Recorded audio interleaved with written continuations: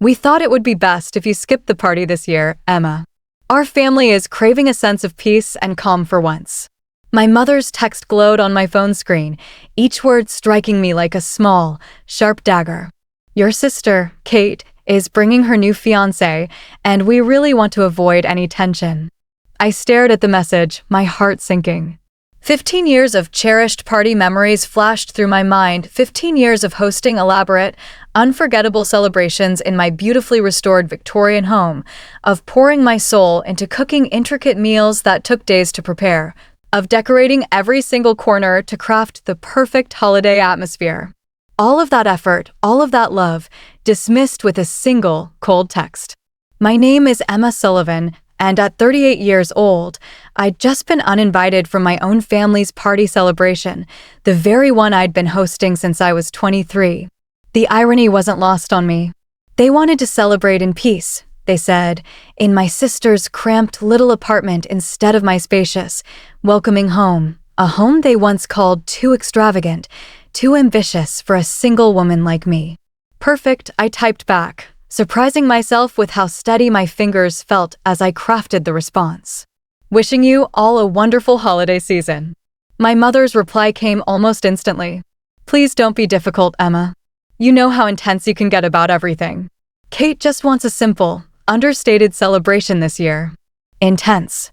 That's what they always called my attention to detail, my passion for making every moment special. When I single-handedly restored this old Victorian house, breathing new life into its creaky floors and faded walls, they called it intense. When I transformed my love for baking into a thriving online cooking channel, they called it intense. When I created magical party celebrations that had the entire neighborhood buzzing with excitement all year long, they called it intense. I set my phone down gently and let my eyes wander around my living room. The party tree wasn't up yet, it was only November 30th, but I could already envision exactly where everything would go. The handmade ornaments I'd collected over the years, each one carrying a story of its own. The vintage decorations I'd painstakingly restored to their former glory. The special, shimmering angel that always crowned the top of the tree, glowing like a beacon of holiday magic. My phone buzzed again, pulling me from my thoughts. Emma, you're not upset, are you? We just think it's Kate's turn to host this year. She's engaged now, and Mark's family is very traditional. Traditional. The word almost made me laugh.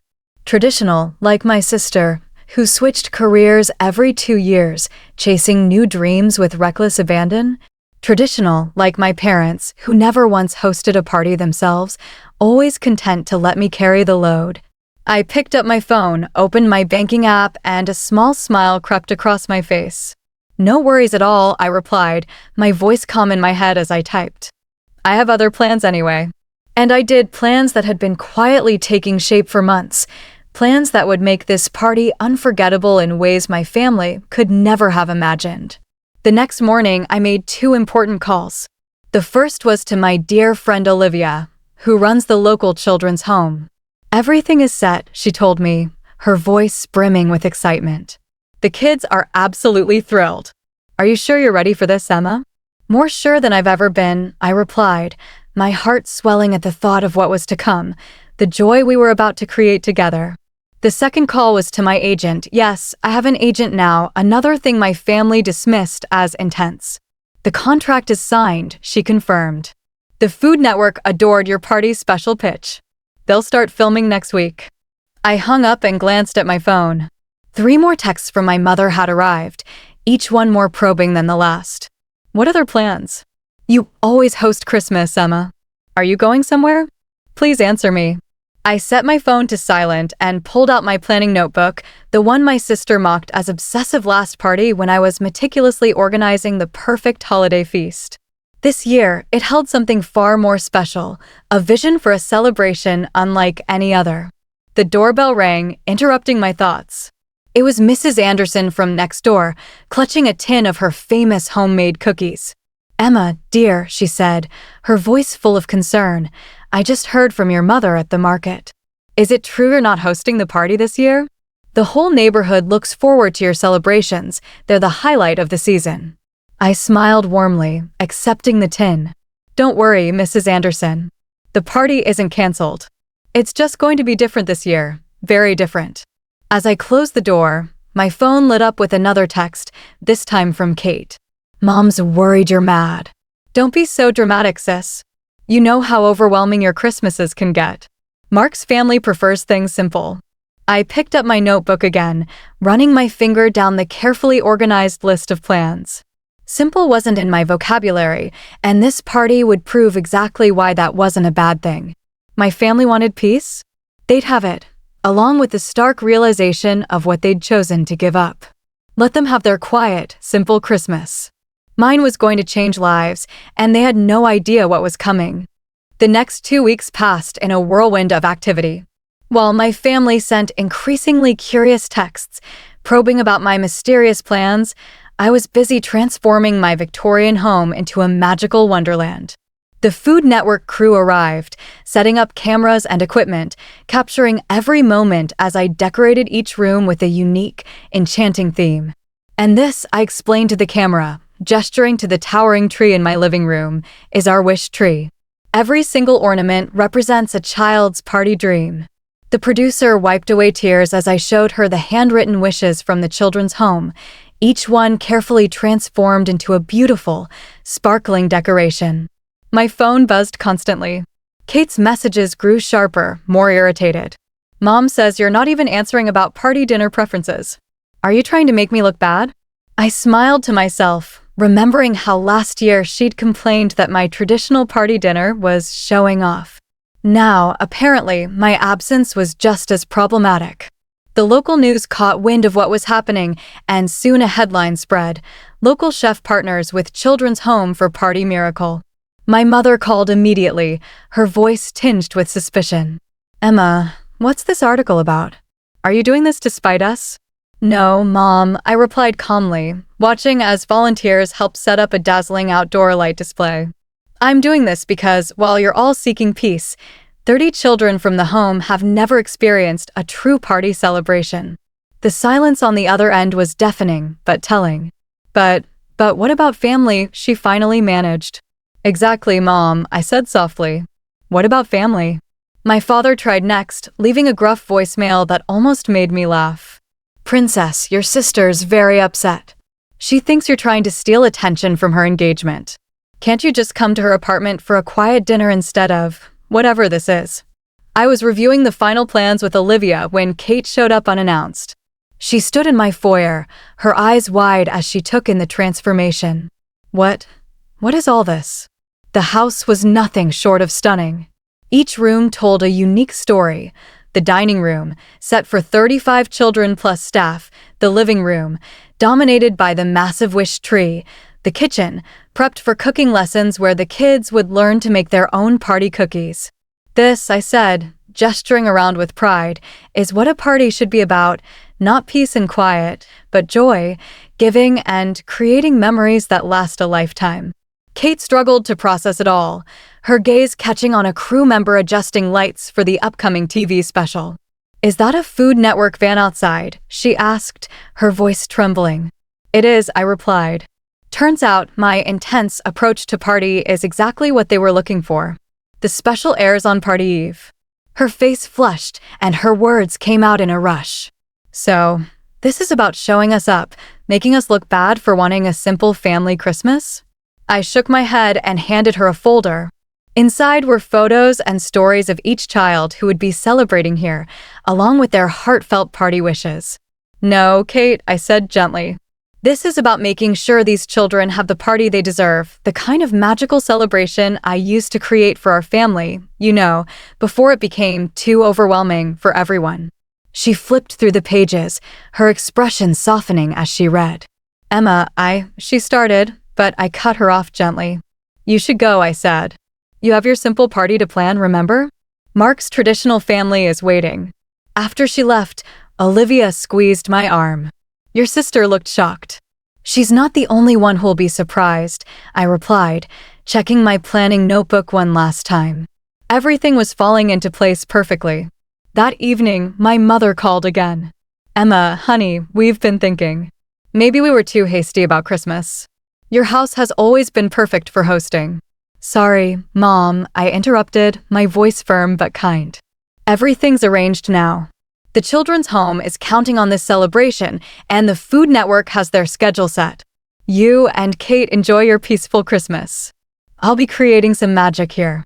I could almost hear her mental calculations, the lost opportunity to be part of what was quickly becoming the talk of the town, the realization that their simple party wouldn't hold a candle to this. But we're family, she tried one last time. Yes, I agreed, watching as more decorations were carefully placed. We are. And sometimes, family needs to learn that peace isn't about excluding people, it's about embracing what makes each person special. As I hung up, another text from Kate popped up. I showed Mark the folder. He wants to know if you need more volunteers for the children's celebration. I smiled, adding his name to my volunteer list. Maybe some traditions were worth keeping after all, just not in the way my family had expected. Party Eve arrived with a blanket of fresh snow, transforming my Victorian home into something straight out of a fairy tale. The Food Network crew was in full swing, capturing every moment as excited children from the home arrived in small groups, their eyes wide with wonder. Welcome to Party Magic. I greeted each child, my heart warming at their amazed expressions. The house had exceeded even my wildest expectations. Every room sparkled with twinkling lights, each space meticulously designed to create perfect, lifelong memories. My phone had been surprisingly quiet for the past few days. After Kate's fiancé, Mark, volunteered, something had shifted. He'd spent several evenings helping set up, clearly impressed by the scale of what we were creating. Your sister talks about simple celebrations, he'd said one night, his voice filled with awe. But this is what a party should be. The party special began airing at 7 p.m. I was too busy with the children to watch, but Olivia kept me updated on the social media explosion. Our small town was trending as viewers across the country shared their emotional responses to seeing the children's wishes come true. At 8 p.m., my doorbell rang.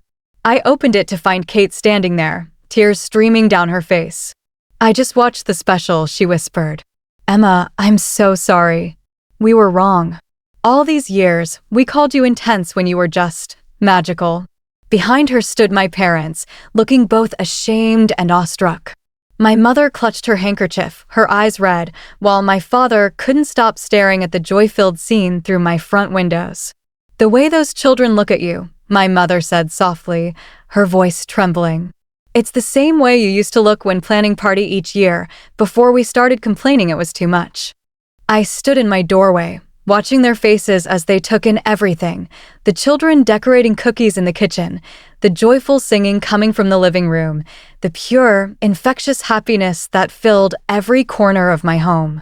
Peace comes in many forms, I said finally. Sometimes it's in the quiet, but sometimes it's in the beautiful chaos of joy. My father stepped forward, pulling me into a tight, heartfelt hug. Princess, we forgot what party really means. Can you forgive us? Before I could answer, one of the younger girls from the home came running up. Miss Emma, come quick. Tommy just found his wish ornament on the tree. I smiled at my family. Would you like to come see what real party magic looks like? They followed me inside, where Tommy, a shy 8-year-old, was clutching his ornament with trembling hands. Inside was a note confirming his greatest wish. He'd been approved for adoption, and his new family wanted to surprise him tonight. As Tommy fell into his new parents' arms, there wasn't a dry eye in the house. The Food Network crew captured it all while my mother gripped my hand tightly. This is what you do, she whispered, her voice thick with emotion. You make dreams come true. Kate moved through the room, helping children with their cookie decorating, while Mark led a group in singing joyful party carols. My father found himself surrounded by kids eager to hear his stories, his usual gruff reserve melting away in the face of their infectious enthusiasm. Later that night, as the celebration continued, my mother found me in a quiet corner. When we said we wanted peace this Christmas, we thought that meant something simple and quiet, she said, gesturing to the joy-filled rooms. But this is real peace. Watching dreams come true, seeing love in action. That's all I ever wanted to create, I replied softly. Every Christmas, every celebration, it was always about making magic real for everyone. The evening wound down with steaming mugs of hot chocolate and more carol singing. The children, tired but overflowing with happiness, were safely returned to the home, except for Tommy, who left with his new family, his face glowing with joy. The Food Network crew packed up, promising this would become a holiday tradition. As my family prepared to leave, Kate hugged me tightly. "Our simple party tomorrow seems a bit silly now," she admitted with a sheepish smile. "Any chance your intense sister and her magical house could host instead?" I laughed, pulling out my planning notebook. I might have already prepared for that possibility. My father chuckled, his eyes warm. "Of course you did, princess. You always think of everything." And so, party day found my family back in my Victorian home, celebrating together as we always had. But this time, there was no criticism of my intense planning, no complaints about it being too much. Instead, there was deep appreciation for the magic that attention to detail could create, a newfound understanding that sometimes the biggest gestures bring the most peace, and a recognition that family means accepting and celebrating what makes each person special. As we sat down to dinner, my mother raised her glass, her voice steady but filled with emotion. "To Emma," she said, "who taught us that peace isn't found in simplicity, but in the joy of creating magic for others." I smiled, looking around at my transformed family, my heart full. Sometimes, the best gifts come wrapped in unexpected lessons, and this party had given us all something far greater than peace.